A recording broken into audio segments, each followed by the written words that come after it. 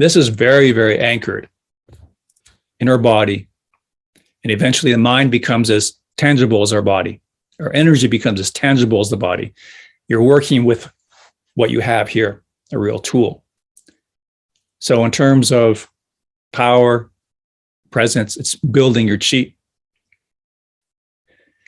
changing your body, become a better vessel of that personal power, the amount of chi that you have. But that's not going to do a lot of good if we have all these leaks going out.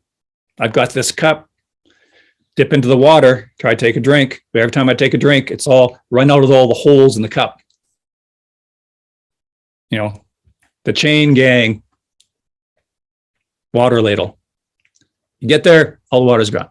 So we can do all the chi work and cultivation work of the body, but if you don't start to choose to really be like a scientist, and clearly comes down to awareness and look at your mind, your energy as it is and what it's doing, what you're doing with it, then while you're doing all this good work here, all the energy is going out the back door, or all the energy is seeping out through the holes in the ladle. Let me know if you have any questions so far. So make it a personal promise, or decide, if you choose to decide, to start to notice, where am I? Am I really here, or am I still thinking about what I just said, or what was just said, or how far back, much further back, the drama in the past, the regrets in the past? Or are you wondering, okay, when are we going to move on from here? What should I be doing next? So that's short-term future and long-term future. Notice where you abide. The more that you don't abide right here, right now in your body, the more diluted you are. So again, on these body arts, the body becomes our tool and our weather vane and our lump of clay that we actually get to mold. And we become very, very artistic, very refined in our artistic sense. And we can then sculpt or mold something incredibly beautiful and efficient and aligned that belongs in the universe. So deciding to notice, having the intention to inhabit the body more fully. And that's a continuous intention over and over, because we leave.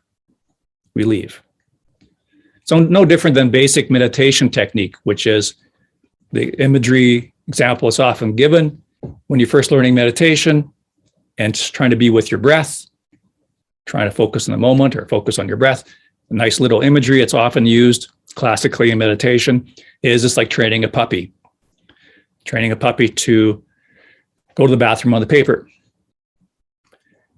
The puppy doesn't do it. You have to bring it back over and over and over and over again. I brought the puppy back 3 times. I can't train him. This puppy is untrainable. That's how we tend to look at ourselves. How much can I really do? How much can I really control? How much can I really change? It takes over and over and over again to really train that puppy. As many times as that puppy goes off the paper, that's exactly how many times you have to bring it back to the paper. As many times as you leave the present moment, leave your body, that's as many times as you come back. But you won't do that. You won't come back until you realize that you've gone off. And you probably won't realize you've gone off unless you've made a very clear, strong, clinical, scientific decision and promise to yourself to start to notice. And when you do that, you start to notice a lot. Well, how much you leave, how much you're not present. Which of course is very frustrating at first, but that's part of the path. You accept that. Scientists sometimes doesn't get the data or results that they thought they might with this experiment. So it's a little bit frustrating, even disappointing, but it's truth. So it actually leads to more truth, leads to further movement forward. It's the gift of truth, gift of clear awareness.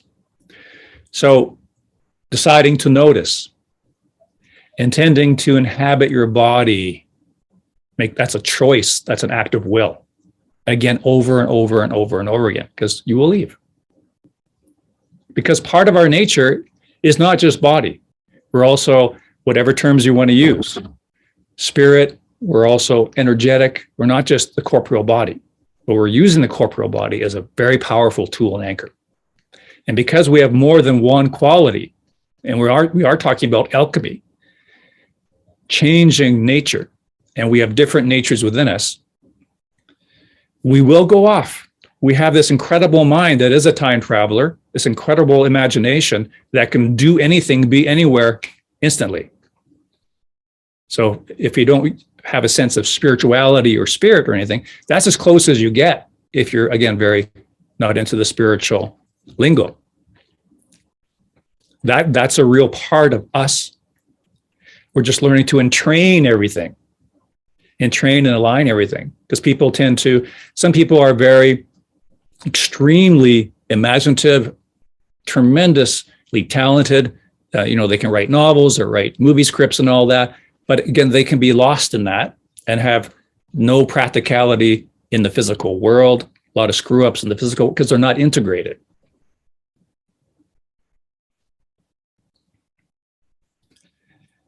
So it's not that it's simply training the puppy. It's not that going to the past, going to the future, oh, I'm bad.